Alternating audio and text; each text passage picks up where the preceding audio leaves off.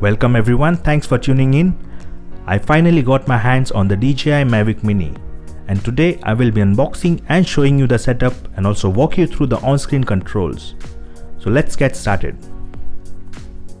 The front of the box is clean with the image of the drone and its controller, and the feature that makes it the most popular drone. It only weighs 249 grams. Anything below 250 grams is considered a toy and you don't have to register or get a permit to fly. Alright, on this side you get to see the other key features of the Mavic Mini. Of course, it's lightweight, you get 30 minutes of flight time, it can go up to 4 kilometers with HD transmission, it has vision sensors and GPS. Then we get a 3-axis gimbal with a camera capable of recording 2.7K videos. And yes, you need DJI Fly app to operate. Nothing on this side.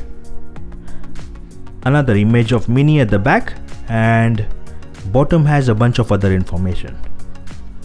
Awesome, let's open it up.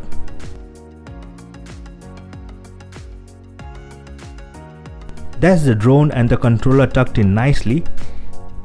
Let's take them out and see what else you get in here.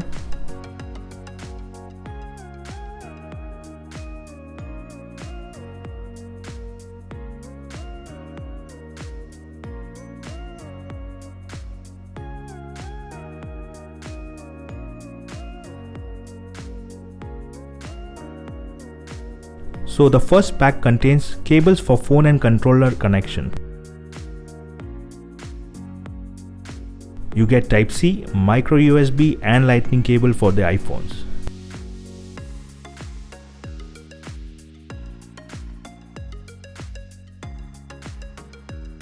Then there is a USB cable for charging your drone and the controller. They also give you a screwdriver in case you need to change the propellers.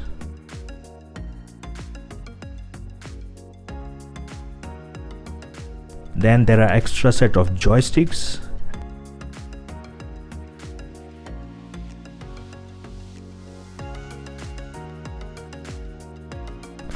extra propellers and extra screws.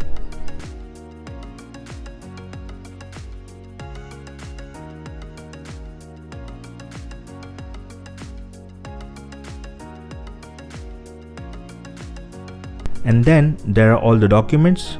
Your quick start guide showing you how to connect,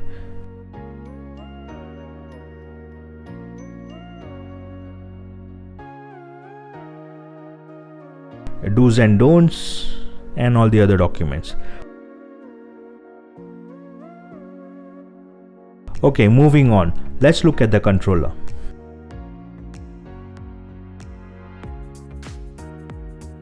It feels good. It has a nice matte black finish, and there you have your LED indicators showing the battery level. You get your power button on the right, return to home button to automatically bring back the drone to the launch site, and this is where the joysticks go to control the drone movement. Then you got your antennas on the top.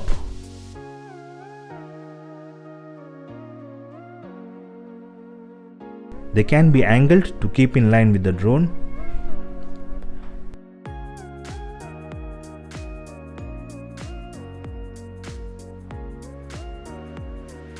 Next to it you have the photo button. Video button is on the left and the gimbal wheel below it.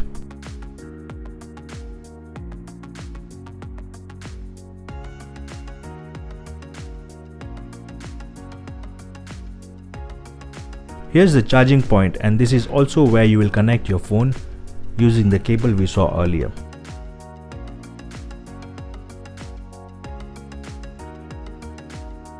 Nothing on the right side.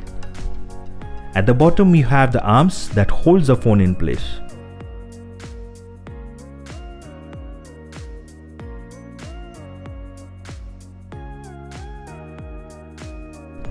You'll also see the joysticks stored safely. Let's take them out and put them in place.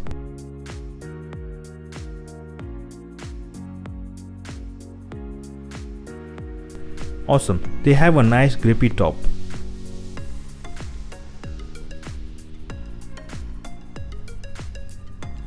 Okay, let's now look at the drone.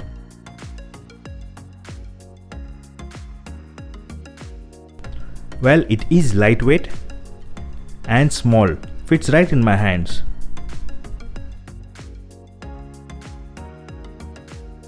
Here's the instruction to unfold the arms.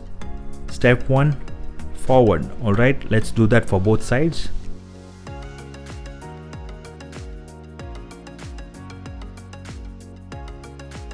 And then step 2, downwards. Cool. So that's how the drone looks with the arms fully extended. It still looks pretty small. So here's the camera in the front with a cover on it. Let me take it off so we can look at the gimbal.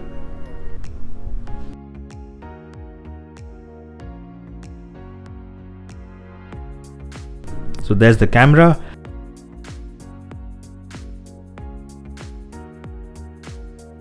And this is our pitch axis, that's our roll axis, and the third one is our yaw axis. This will definitely give good stability to our videos. At the back there is a charging point where you can connect your USB cable, and next to it is your memory slot. This is where the battery goes. There is a little tab where the arrow is pointing. You push up to unlock and pull out the battery. This small thing is what gives you 30 minutes of flight time.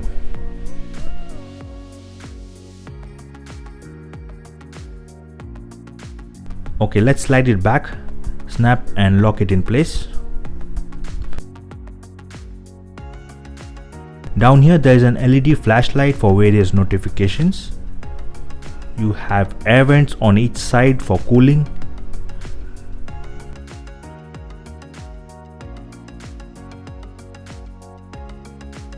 More air vents at the bottom. There's the LED indicator for battery along with the power button. And here are the vision sensors.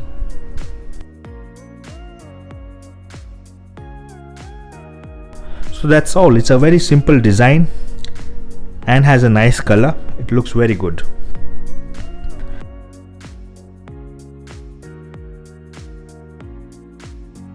Let's power up everything and connect.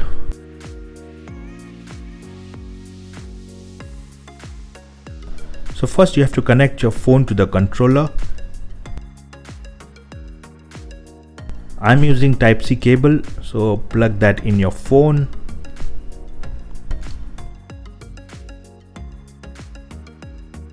And then slide it in here and lock the phone in place.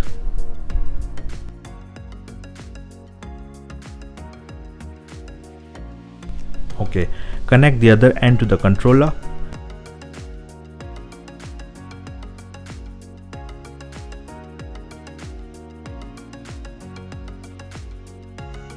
And we are ready to power it on. So press the power button once and press and hold again. There will be a tone confirming that it's on. I have already installed the app, so it should automatically be launched in a moment. So this is how it looks before connecting to the drone. You have the album, profile where it stores your flight details.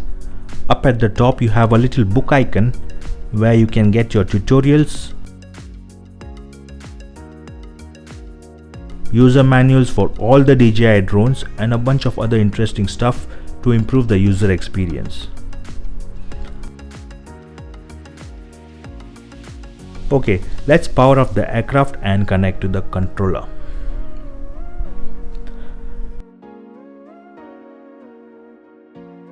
Again, same as the controller, press and hold, and you immediately set it down as the gimbal starts rotating doing a self-check and getting ready.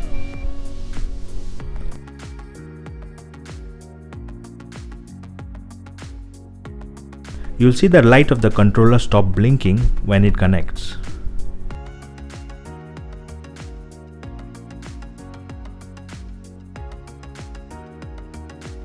There, it's connected and we are into FPV mode. Here's how the interface looks like. You have your different flight modes here: sports mode, cinematic mode, and P mode. On the right you have your battery indicator, flight duration, signal strength, and satellite status. Down here you can see the map. When you click on it, it expands a little bit. If you click on it again, it gives you a full screen map which you can use to see if there are any no-fly zones around you. This button down here that says Find My Drone can be used if you happen to lose your drone. You can track it on the map, and when you think you're close enough, hit the start flashing and beeping button. And the drone immediately starts beeping and flashing the red light. It also vibrates a little bit.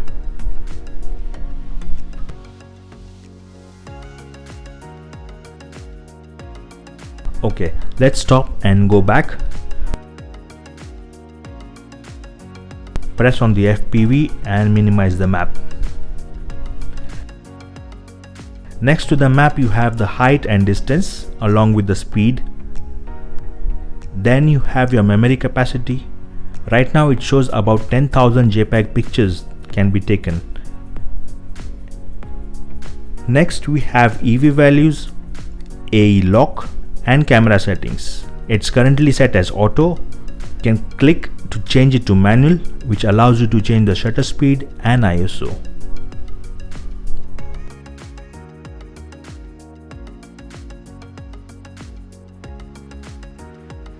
Great, let me set it back to auto. Okay, this button here is to switch between photo and video. In video, you can choose between 2K and 1080p. Depending on what you choose, it will show you the duration that you can record. Of course, it also depends on the memory capacity. This one is to record or capture button. You can also use the ones on the controller, it's more convenient. The third button takes you to the gallery, and the gimbal can only be operated by the wheel. It is pretty smooth.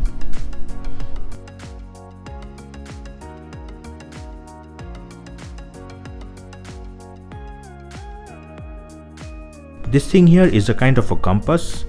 The dot is your controller and you get a little triangle denoting the drone.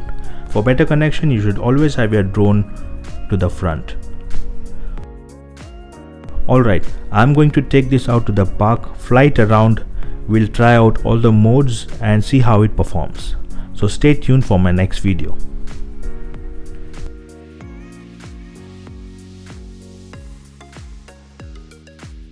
Thank you so much for watching this video. If you like the review, please hit the like button and don't forget to subscribe to my channel. Bye bye.